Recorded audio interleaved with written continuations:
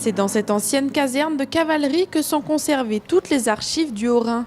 Elles sont réparties sur 30 km d'étagères et stockées dans des conditions climatiques bien précises, entre 18 et 22 degrés, avec un taux d'humidité situé entre 40 et 50%. Ici, on retrouve des documents sur papier, sur parchemin, mais aussi des CD ou encore des DVD. Et le bâtiment regorge même de quelques trésors.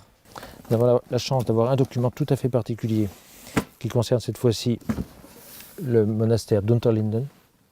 Donc actuellement le musée est installé dans les bâtiments de l'ancien monastère des dominicaines d'Unterlinden. Et ces dominicaines ont fait dresser à la fin du XIVe siècle un registre des droits qui leur étaient dus à Colmar. Donc il s'agit d'un document très particulier qui est composé de tablettes de bois dans lesquelles tablettes ont été creusées deux rigoles.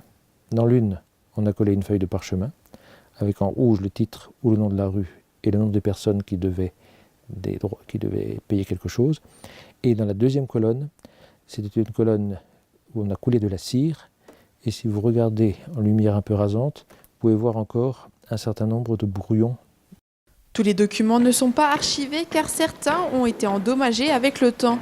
Les archives départementales disposent ainsi d'un service de restauration afin de les remettre en état. Ça, c'est l'exemple type de l'acidité de l'encre.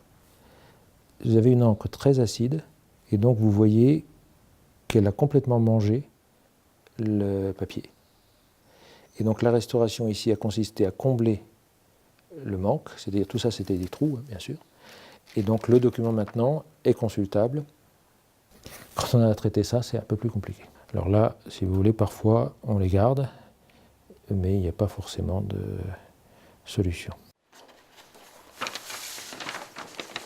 Si les documents ont pu être restaurés, ils seront alors consultables comme toutes les autres archives, librement et gratuitement dans une salle de lecture.